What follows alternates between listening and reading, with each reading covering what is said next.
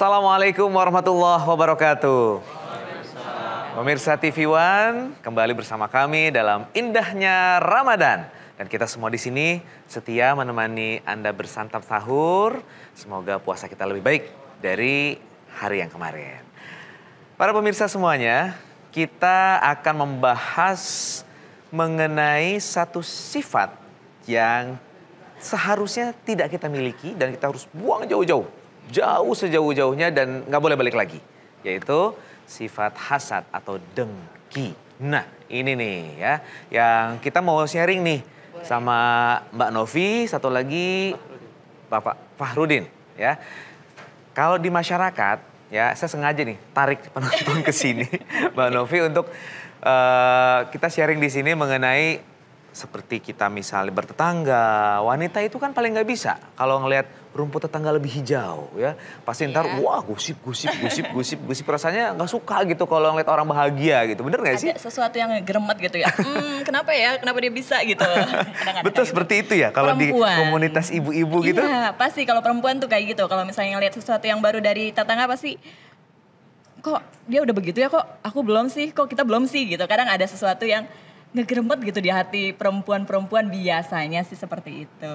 Itu gitu. kenapa tuh? Kan harusnya seneng dong ngelihat tetangga sukses, bahagia. Harusnya, cuman kan di situ ada sifat perempuan yang selalu ingin terlihat lebih. Padahal itu memang sebenarnya nggak bagus sih sifatnya sih sebenarnya. Cuman memang itulah ada di karakter seorang perempuan, kayak gitu perempuan itu. Dan itu kayak susah gitu ya buat. Agak perlu dilatih sih untuk yang mencoba untuk ikhlas mensyukuri apa yang kita punya gitu. Perlu latihan sih lebih. Kalau Mbak Novi gimana cara melatihnya gimana tuh?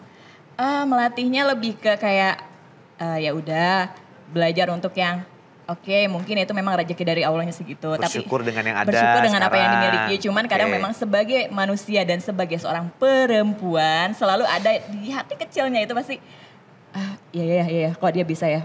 Tapi harusnya sih lebih ke positif sih. Dia bisa, ya kita usahanya lebih. Ngaruh nggak sih kalau dari faktor lingkungan, misalnya kalau misalnya ibu-ibu yang seneng arisan, yang taklim, bagus sih taklim itu. Tapi kan kadang-kadang ada persaingan itu kan. Nah itu ngaruh nggak? Apa memang seharusnya memang perempuan ya udah di rumah aja deh. Menjaga untuk tidak akhirnya punya sifat seperti itu, mendingan aman di rumah aja atau gimana? Kalau menurut Novi pribadi sih, kita bersosialisasi harus.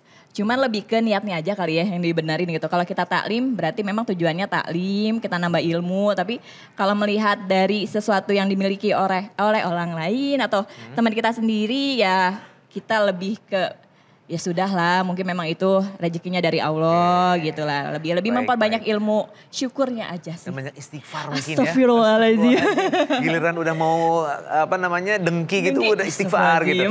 Nah ini kalau dari kaum Adam nih, gimana nih kalau di masyarakat itu kan gak hanya problematika perempuan saja yang akhirnya berpotensi ya ada kedengkian. Di masyarakat ini kan luas. Politik lah macam-macam, belum waktu kemarin pemilihan presiden dan lain sebagainya, terus ada propaganda, terus bahkan ada yang bisa saling membunuh gitu ya di antara saudara misalnya. Betul. Itu gimana tuh Pak Fahrudin melihat seperti itu? Yang pertama benar kata Bu Novi, ya kita tidak pandai bersyukur yang pertama. Yang kedua, tidak ada dalam hati itu tertanam berasa cukup.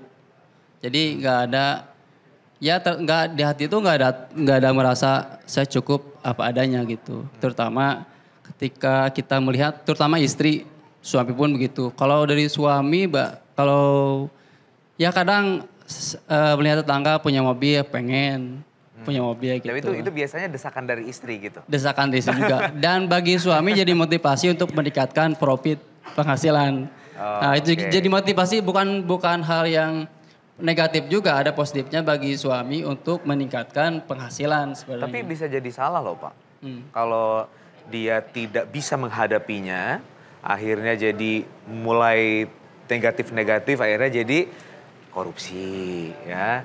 Terus di kantor jadinya nggak jujur dan lain sebagainya. Itu ngaruh nggak sih biasanya kalau dari istri? Ini maaf ya perempuan ya, maaf ya. Ngaruh banget kalau tidak didasari dengan iman. Oke. Jadi iman itu sangat penting untuk mendasari, untuk membentengi istri untuk supaya tidak merasa dengki, merasa iri terhadap apa-apa yang dimiliki orang lain. Tapi hal positifnya justru itu jadi motivasi ya, Ya, untuk para betul. suami bisa lebih meningkatkan kehidupannya. Baik, iman. Kuncinya itu adalah iman ya. Nah sekarang bagaimana dengan iman kita bisa menjaga dari sifat yang buruk itu? Kita akan belajar nih sama UAS. Nah, sekarang Pak Fafrudin, Bu Novi silahkan kembali ke tempat. Mohon maaf sudah culik ke sini. Iya, baik. Ustadz Abdul Somad, ini mengenai hasad ini bagaimana Ustadz? Kayaknya harus dilengkapi dengan ayat-ayat supaya menambah wawasan kita. Silahkan Ustadz. Insyaallah baik.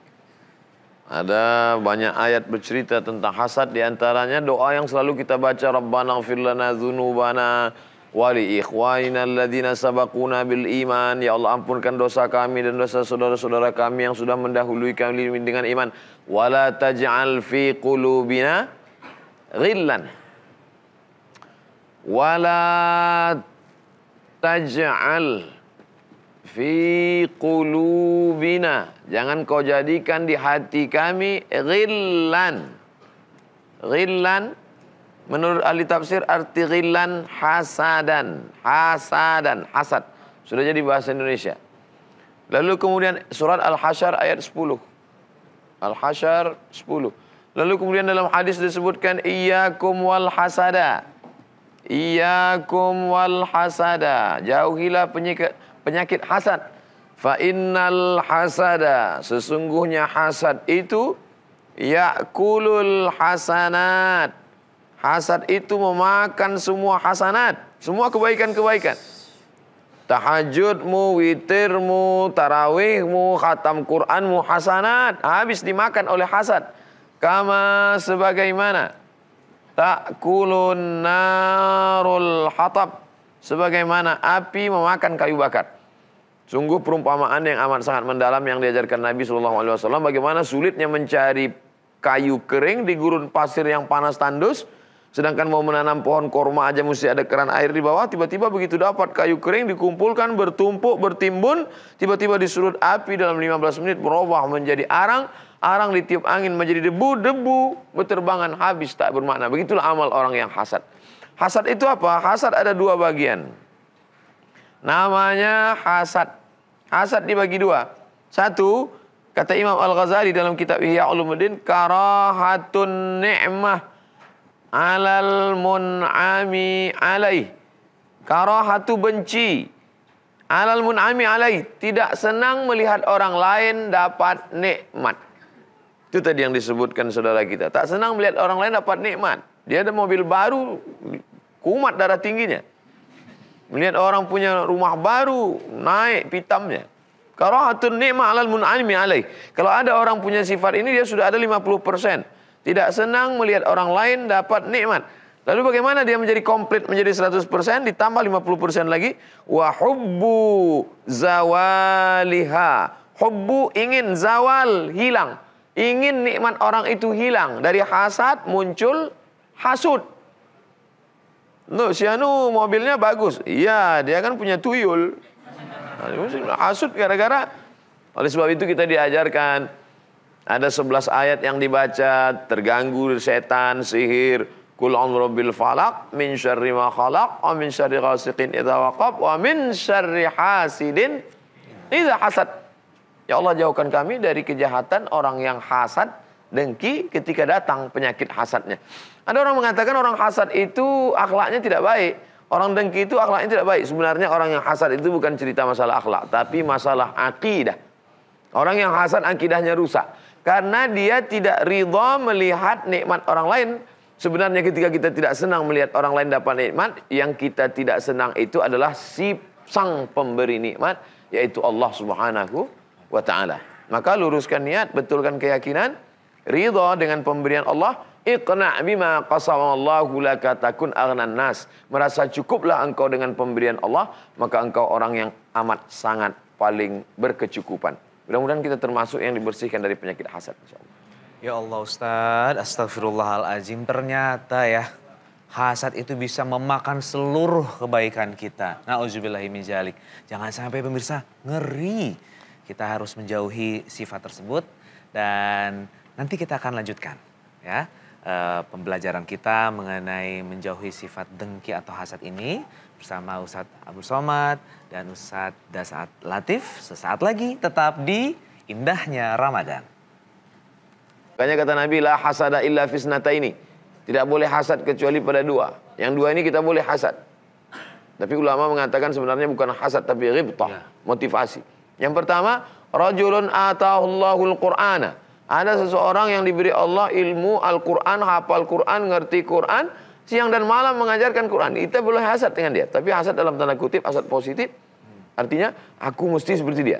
Anakku mesti hafal Quran seperti dia. Yang kedua, rajulun atallahu malan. Orang yang diberi Allah SWT harta melimpah, lalu kemudian siang dan malam dia pakai untuk menolong agama Allah dengan wakaf infak sedekahnya. Nah, gini kita boleh hasad dalam tanda kutip. Kita ingin seperti dia boleh. Lain daripada itu hasad tercela, mazmum. Dikecam oleh Allah Subhanahu wa taala. Kalau untuk hal yang positif sebagai motivasi itu justru baik ya dalam Ustadz dua ya. hal. Ilmu agama, menguasai Quran, dan dalam hal harta benda, semangat bekerja, ingin seperti dia, ingin jadi konglomerat, ingin menjadi orang kaya, ingin menjadi dermawan.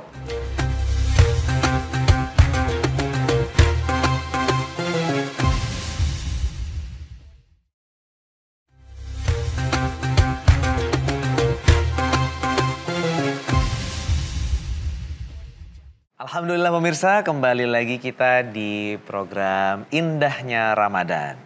Kali ini kita akan kembali membahas mengenai bagaimana sih kita mengendalikan sifat dengki atau hasad ini.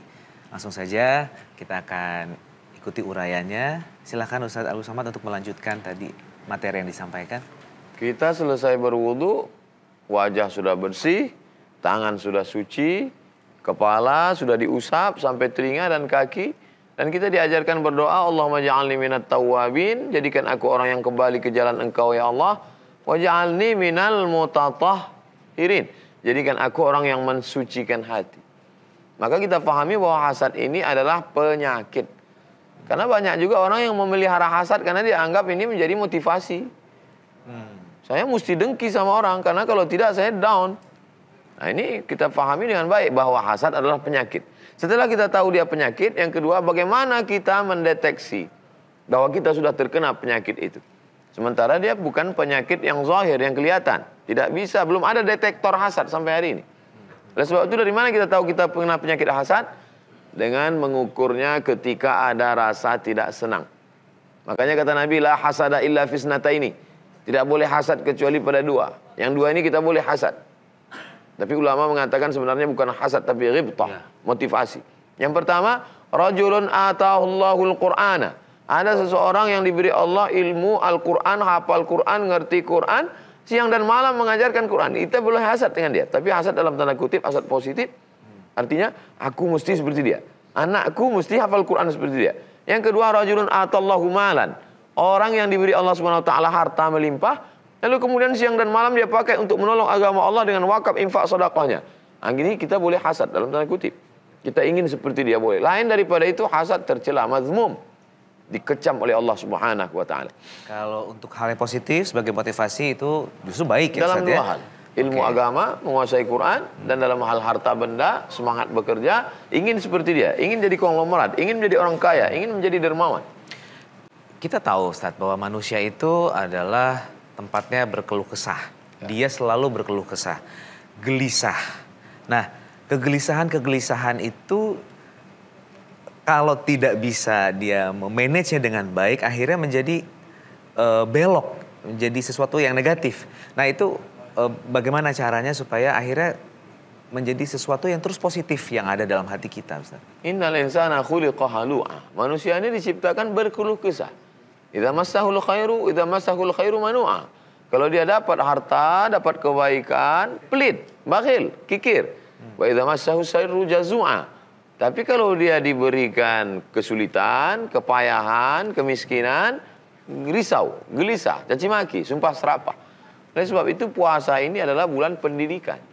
Dididik jiwanya menjadi santun, menjadi baik, menjadi sopan, menjadi beradab kepada Allah dan menjadi orang dermawan kepada manusia.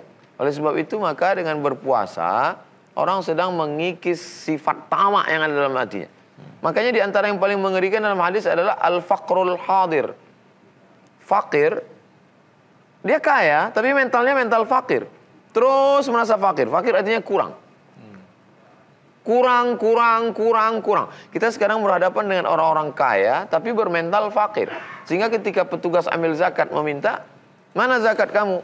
Saya ini fakir. Padahal sebenarnya dia kaya, mentalnya fakir, bermental fakir. Kalau kita tanya koruptor yang berbuat korupsi, nepotisme, ditanya, kenapa kamu melakukan perbuatan ini? Pasti jawabannya adalah karena merasa kurang. Makanya kata Nabi SAW, "Lau kana li ibni Adam wadiyan min zahab." Seandainya manusia ini punya satu lembah terbuat dari emas, latamanna yakuna lahu wadiyan akhar, dia akan minta satu lembah lagi. Ya Rab, beri aku satu lembah lagi. Walan tamna fahu illa turab, sampai mulutnya disumbat oleh tanah. Maka Ramadan mendidik kita bahwa ini semuanya adalah fata morgana. Jam 2 siang, panas terik, rasa-rasanya satu kolam renang mau ditelan. Semua mau dimakan. Jam 5 sore, dia pergi ke pasar tempat buka bulan puasa, dia beli kolak, dia beli makanan, dia beli semuanya. Tapi begitu azan berkumandang, masuk 2 teguk air, mana tadi hawa nafsu tadi hilang. Tapi memang dasar manusia diambil dari kata nasia, lupa. Jangankan yang didengar saat ini, sedangkan yang baru dilakukan 12 jam yang lalu, besok dia ulang sekali lagi. Amnesia. Manusia, demensia, yang paling parah adalah amnesia. Hilang ingatan. Oleh sebab itu orang yang lupa ini diingatkan. Mengingatkan itu bahasa Arabnya tazkirah. Hadhihi tazkirah. Ini peringatan. Faman sya'a dzakarah. Siapa yang mau mengambil pelajaran. Mengingatkan itu bahasa Arabnya tausiah. Makanya selalu dikatakan, mari kita dengarkan tausiah. Wa tawasau bilhaq wa tawasau bisabr. Saling memberi pesan dalam hal kebaikan. Hari ini saya yang ingat, saya bacakan, guru kita Dr. Das'ad Latif mendengar. Tapi ada saatnya saya lupa, beliau akan mengingatkan saya. Kami saling ingat mengingatkan. Kita tidak bersaing dalam maksiat, tapi kita saling tolong-menolong dalam kebaikan. Semoga apa yang kita lakukan, apa yang kita baca, apa yang kita dengar, apa yang kita lihat, justru mengingatkan kita bahwa kita harus meninggalkan dari sifat tamak. Karena tamak ini nanti yang membuat orang akan menjadi hasad. Baik Ustaz. Kita tahu ya, ibu-ibu mungkin kalau udah nonton sinetron tuh ada yang karakternya amnesia. Tiba-tiba lupa ingatan. Wah, kita ternyata bukan hanya di sinetron. Bisa jadi kitanya sudah amnesia tanpa kita sadari, Ustaz ya. Yang saya ingin tanyakan Ustaz begini. Sifat dengki, kikir, dan segala macam yang buruk. Seringkali Allah ingatkan. Allah ambil nikmatnya. Tapi ada seseorang yang kok Allah nggak ingatkan ya. Sehingga potensi buruk itu selalu nempel dalam dirinya. Berarti Allah nggak sayang dong sama dia. Gimana Ustaz? Innallaha la yumli lizalim. Allah mengulur pada orang yang zalim. La yumli mengulur. Seperti orang bermain layang-layang, dia ulur tali itu. Hatta idza akhadhathu lam yuflithu. Sehingga ketika Allah menghukumnya, tidak ada lagi sedikit pun rasa kasih sayang, langsung dicelupkannya saja ke dalam neraka jahanam. Oleh sebab itu ketika kita bertobat, hijrah, tiba-tiba kita sakit, bersyukurlah, Allah masih sayang. Ketika kita bertobat, hijrah, tiba-tiba saja anak kita, ada yang meninggal dunia, keluarga yang dicabut Allah SWT. Bersyukurlah, berarti Allah masih sayang. Ada orang yang dibiarkan Allah. Jadi kalau ada guru ketika dia lihat murid tidak hadir 2-3 hari, dia panggil. Kamu kenapa absen 2-3 hari? Tapi ada murid yang dibiarkan saja, supaya apa? Supaya lengkap 40 hari dia tidak datang, supaya out sekalian. Saking bencinya. Ini yang disebut dengan istidraj, azab yang tertunda. Wa umli lahum, kata Allah dalam Al-Quran. Wa umli lahum, aku ulur untuk mereka. Umurnya ku panjangkan, badannya ku sehatkan, jabatannya ku tinggikan, hartanya ku banyakkan, anak-anaknya ku berikan banyak. Inna kaidi matin, tipu dayaku sangat kuat. Mereka merasa sedang menipu Allah. Lihat, itu yang kemarin rajin sedekah, buktinya susah sekarang. Itu yang kemarin hijrah, buktinya sakit sekarang. Aku tidak pernah sedekah, tidak pernah hijrah, buktinya sehat. Allah sudah aku tipu. Wa makaru, mereka menipu Allah. Wa makarallah, Allah balas tipuan mereka. Wallahu khairul makirin. Allah kalau membalas paling baik pembalasannya, paling hebat balasannya. Jadi kita harus terus introspeksi diri, menciptakan lingkungan yang baik Ustadz, sehingga tadi kan yang Ustadz bilang saling diingatkan ya, saling mau mendengar ya. Kalau kita terus berada dalam situasi komunitas yang memang tidak mendukung kita, ya kita akan terus menerus dalam ketidakbaikan. Tapi insya Allah ya kita akan terhindar dari sifat-sifat buruk, termasuk sifat dengki atau hasad. Baik, setelah ini akan ada Ustadz Dasat Latif yang akan menyampaikan materinya mengenai tema kita kali ini. Tapi sesaat lagi, jangan kemana-mana, tetap di TV One. Ketika sifat dengki dan hasad itu masuk, dia jangankan orang lain, saudara sendiri pun kita akan jadikan korban. Yusuf alaihissalam, siapa yang dorong masuk ke dalam sumur? Saudaranya sendiri. Nah, lebih dekat dengan kita, Rasulullah Muhammad SAW. Siapa yang menghalang-halangi dakwanya? Pamannya sendiri. Kenapa? Dengki. Loh, ini Muhammad anak baru kemarin. Abu Sofyan. Dengki juga. Nah, sepupu sekali. Bisa jadi itu merusak kita ketika dia ada sifat yang tercela itu. Ketika kondisinya baik, tidak cemburu dia saudara, tapi setan masuk. Wih, masa dia baru menikah 2 tahun sudah punya mobil?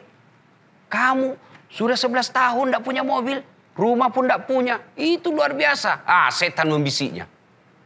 Maka saudara kita ini mulai dengki dengan rumah tangga kita.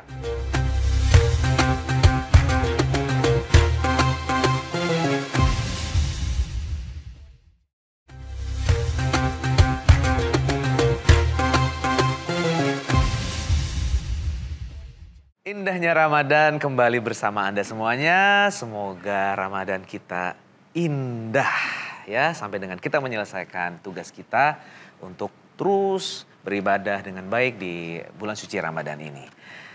Baik, sekarang waktunya Ustadz Dasat Latif menyampaikan tema kita kali ini mengenai dengki, Ustadz. Ya. Kalau saya lihat kan Ustadz jauh dari rasa dengki terhadap orang lain, Ustadz. Masya Allah. Malam ini saya dengki kepada Ustadz guru kita Abdul Somad. Loh, kok dengki Ustadz? Kenapa? Punya ilmu Al-Quran dan dia dakwakan. Oh, positif. Tidak terlalu kaya, tapi punya komunitas berbagi. Saya sering lihat beliau di Instagram, membagi-bagikan, mengunjungi, bukan cuma dikirim. Beliau datang sendiri untuk menyampaikan. Karena bersedekah itu anjurannya memuliakan penerima. Jadi bukan dikasih ngantri, berjemur, kasih 50.000. Kalau ini beliau datang. Bayangkan kalau Ustadz Abdul Somad yang mendatang bawa itu suatu kemuliaan. Bawa barangnya itu satu kemuliaan. Orangnya langsung yang membawa juga satu kemuliaan. Nah, kemudian yang ketiga, kedengkian saya karena Abdul Somad malam ini cakep sekali. Dengan baju yang khas. Saya lihat ada merek UAS. Luar biasa. Ya. Nah, saudara sekalian, contoh konkret bahaya dari sifat yang kita bahas malam ini, belajar dari Yusuf alaihissalam. Ketika kita bersaudara, ketika sifat dengki dan hasad itu masuk, dia jangankan orang lain, saudara sendiri pun kita akan jadikan korban. Yusuf alaihissalam, siapa yang dorong masuk ke dalam sumur? Saudaranya sendiri. Nah, lebih dekat dengan kita, Rasulullah Muhammad SAW. Siapa yang menghalang-halangi dakwanya? Pamannya sendiri. Kenapa? Dengki. Loh, ini Muhammad anak baru kemarin. Abu Sofyan. Dengki juga. Nah, sepupu sekali. Bisa jadi itu merusak kita ketika dia ada sifat yang tercela itu. Ketika kondisinya baik, tidak cemburu dia saudara, tapi setan masuk. Wih, masa dia baru menikah 2 tahun sudah punya mobil? Kamu sudah 11 tahun tidak punya mobil, rumah pun tidak punya. Itu luar biasa. Setan membisiknya. Maka saudara kita ini mulai dengki dengan rumah tangga kita. Mulai cemburu dengan rumah tangga kita. Maka ketika datang saudaranya yang baru 2 tahun ini tiba-tiba ada masalah rumah tangga, dia curhat. Sama saudaranya yang 11 tahun menikah ini. Kenapa itu makanya suami itu jelek. Akhirnya cerai gara-gara salah tempat curhat. Berapa banyak orang bercerai karena salah memilih tempat konsultasi. Berapa banyak orang akhirnya masuk penjara. Kenapa? Karena salah memilih tempat konsultasi.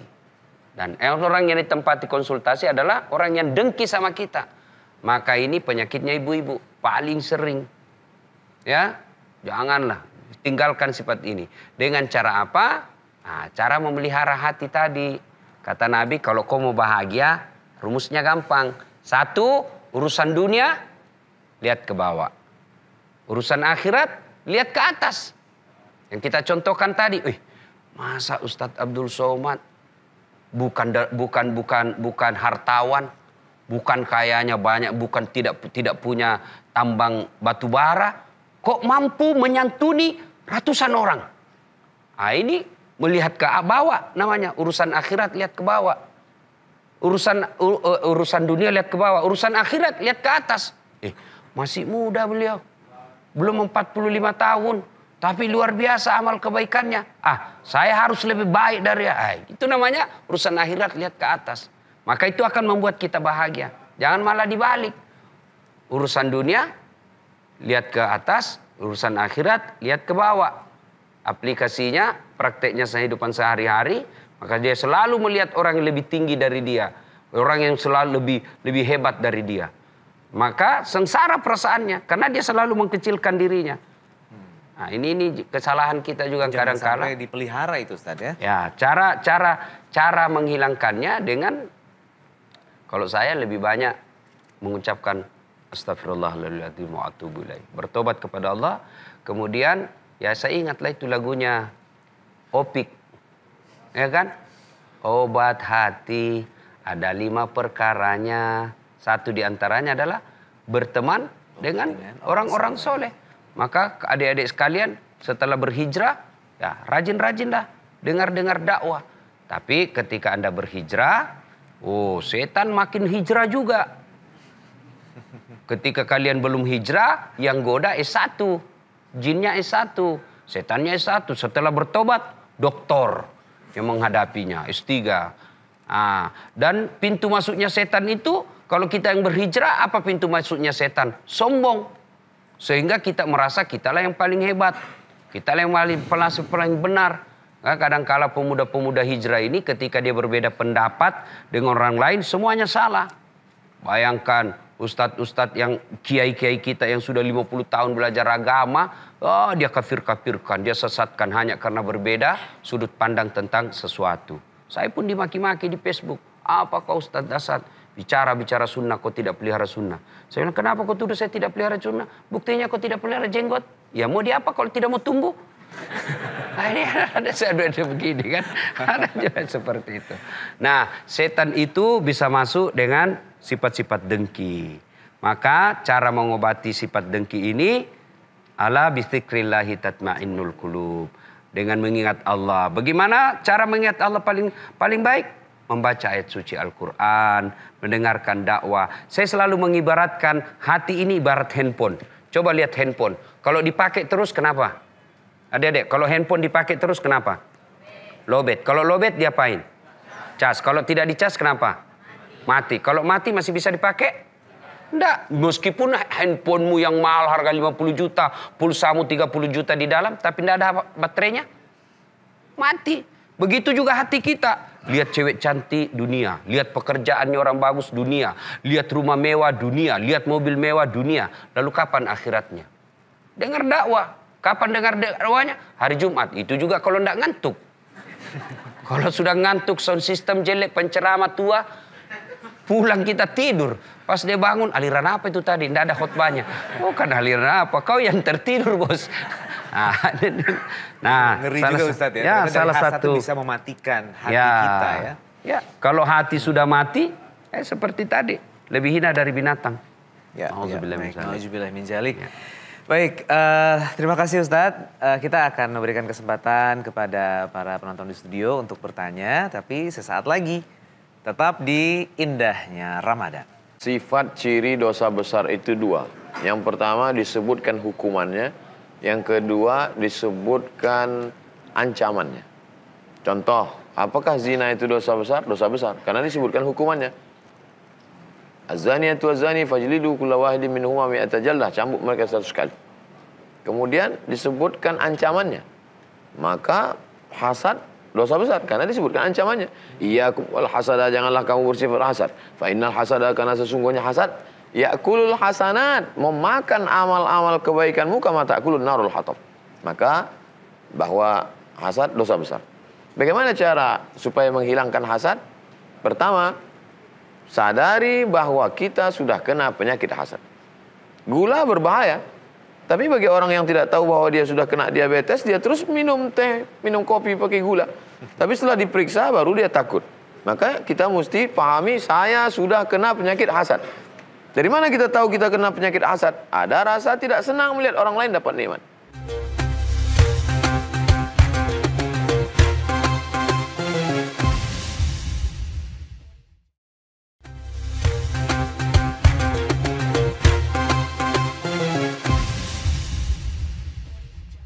Ya pemirsa, alhamdulillah kembali bersama kami di Indahnya Ramadan. Kali ini kita bicara mengenai sifat yang seharusnya tidak kita miliki, yaitu hasad atau dengki.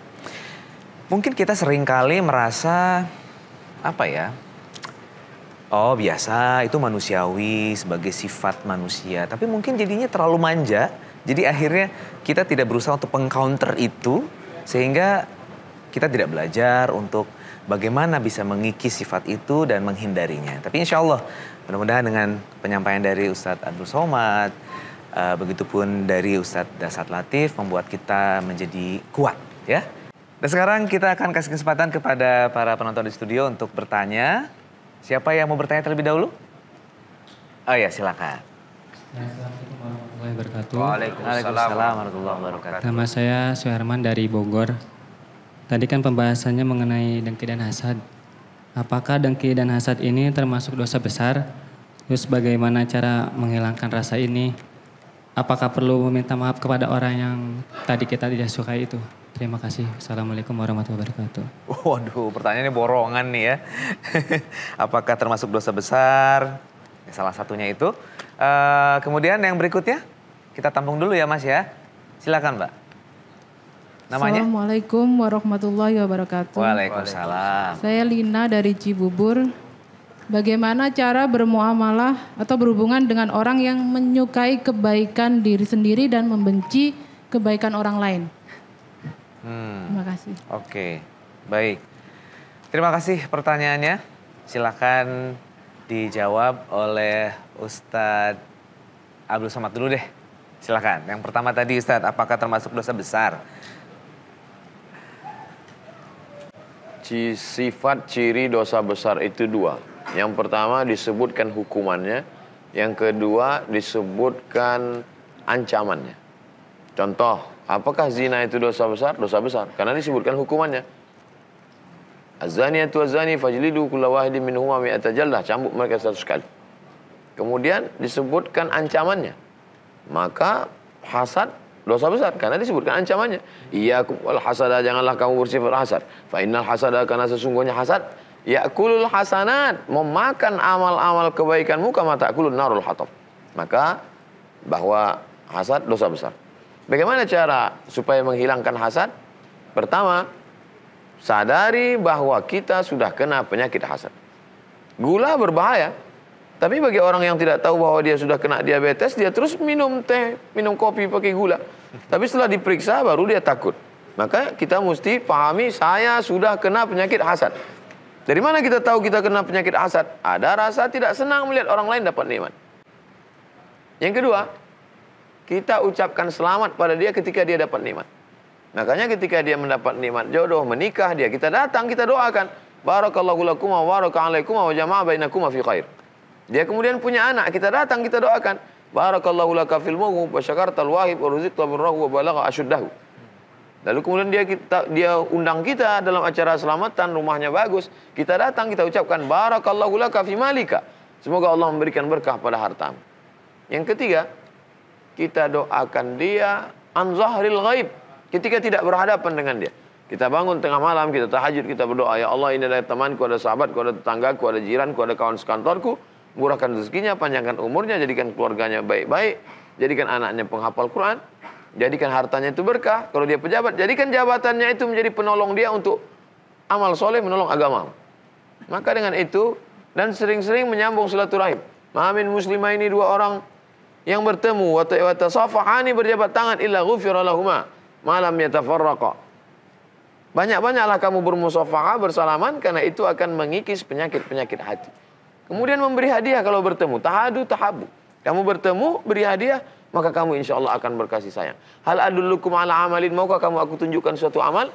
Kalau kamu amalkan ini, insya Allah tahababtum, kamu akan berkasih sayang. Apa dia ya Rasulullah? Absus salam, tebarkan salam. Wa tut'imut ta'am, berikan makanan, ajak dia makan, bersilaturahim. Lalu kemudian yang ketiga, bagaimana kalau kita pernah hasad kepada orang, lalu kemudian kita minta ampun kepada Allah, apakah kita perlu minta maaf kepada dia? Hasad terbagi dua. Hasad yang hanya perasaan kita tidak berefek kepada dia. Itu tak perlu minta maaf. Tapi kalau kita sempat hasad lalu ke dukun dan menyantet dia, maka kita minta maaf.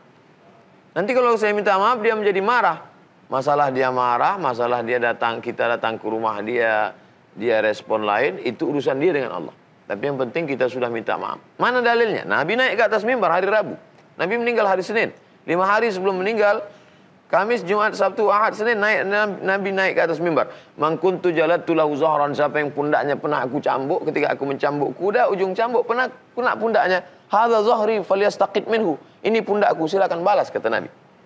Yang kedua, man kuntu syatamtu lahu irdan, siapa yang pernah aku sakiti harga dirinya. Ini menunjukkan dalil ada penyakit zahir pundak, ada penyakit batin yang tidak kelihatan.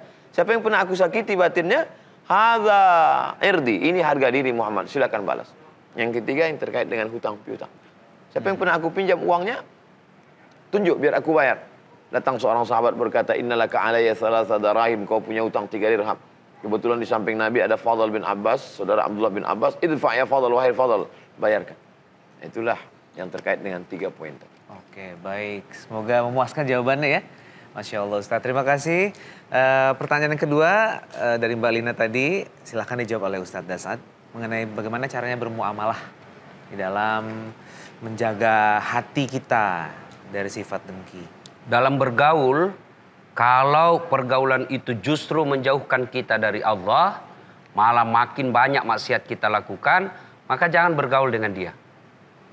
Tapi kalau kita yakin kita mampu memperbaiki dia, kita bergaul, tentu dengan didakwai. Tapi kalau kita yakin, kalau saya dekat ini malah makin rusak saya. Bukan memutuskan silaturahmi, tapi menghindari mudarat yang lebih besar. Itu ya Bu ya. Jadi kalau ibu yakin bahwa kalau saya bergaul sama ibu ini saya jadi tukang gosip, saya makin melawan suami, saya hindari. Lebih baik ibu hindari. Bukan untuk memutuskan silaturahim, tapi untuk menghindari dosa yang lebih besar. Demi kebaikan ya Ustaz ya. Kalau ibu susah mendakwai mereka, bagaimana caranya lagi? Kirimkan ceramahnya Ustadz Abdul Somad tentang bahaya dengki. Iya, terima kasih pertanyaannya. Makanya Allah hadirkan 1 bulan Ramadan untuk latihan menghindari ini. Ya, nah selama Ramadan ini kita membersihkan hati dengan cara apa? Tentu dengar dakwah. Hampir tiap malam kita dengar ceramah. Ya, kemudian di bulan suci Ramadan ini kita isi dengan tadarusan, membaca ayat suci Al-Quran. Dan yang ketiga, kita juga bergaul dengan orang-orang yang baik.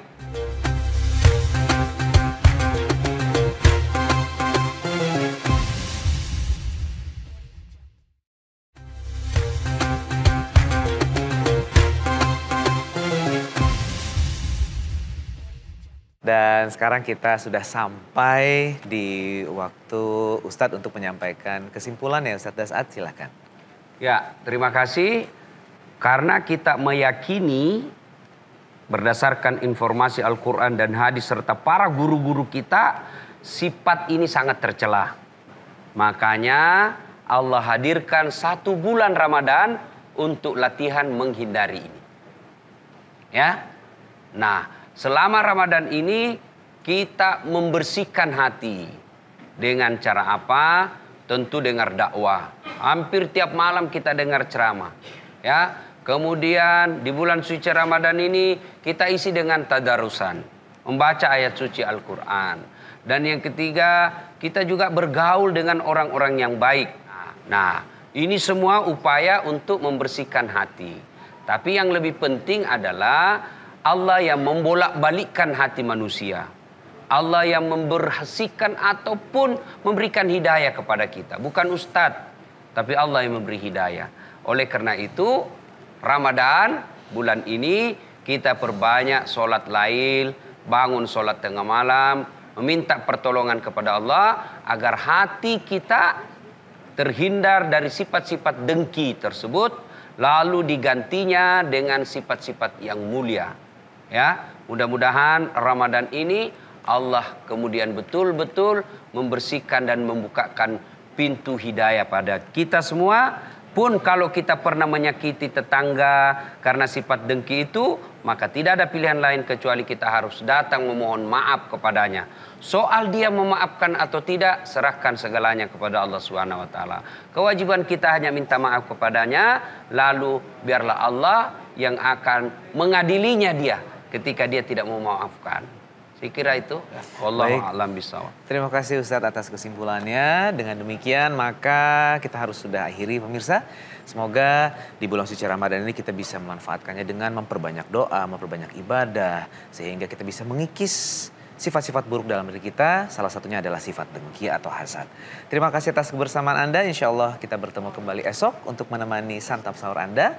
Semoga kita semuanya selalu dalam penjagaan dari Allah Subhanahu wa taala. Billahi taufiq wal hidayah. Wassalamualaikum warahmatullahi wabarakatuh. Waalaikumsalam. Silakan Ustadz untuk doa. A'udzubillahi minasyaitonirrajim. Bismillahirrahmanirrahim. Alhamdulillahirabbil alamin wassalatu wassalamu ala asyrafil anbiya wal mursalin sayyidina maulana Muhammadin wa ala alihi washabbihi ajmain. Allahumma tahhir qulubana minal hasadi. Sucikan hati kami, bersihkan dari penyakit hasad ya Allah. Wan nifaqi, penyakit munafik, wal kufri, penyakit kufur nikmat, wal kibriya, penyakit merasa diri lebih besar, angkuh dan sombong. Allahumma inna na'udzubika min syarri hasidin idza hasad. Kami mohon perlindungan kepada Engkau dari orang-orang hasad, dengki ketika dia melancarkan kedengkiannya kepada kami ya Allah.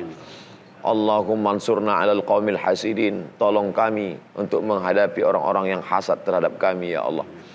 Allahumma inna na'udzubika minal hammi wal hazan. Selamatkan kami dari susah hati dan kesulitan. Wal ajzi wal kasar. Selamatkan kami dari sifat lemah dan malas. Wal jubni wal bukhul. Selamatkan kami dari sifat pengecut dan pelit. Wadal iddaini wa ghalabatir rijal. Selamatkan kami dari dililit hutang dan dikuasai orang lain ya Allah. Ya muqallibal qulub. Engkau yang membolak-balikkan hati, sabit qulubana, kokohkan hati kami ala dinik dalam agamamu, ala ta'atik dalam ketaatan kepadamu. Allahumma ansurna, tolong kami. Allahumma hadina, beri kami hidayah. Wahdimina, berikan orang lain hidayah. Waj'alna sababan liman ihtada, jadikan kami menjadi penyebab sampainya hidayah itu ke hati mereka ya Allah. Rabbana atina fid dunya hasanah wa fil akhirati hasanah wa qina adzaban nar. Wassallallahu ala sayyidina wa maulana Muhammad wa ala alihi wa sahbihi wasallam walhamdulillahi rabbil alamin.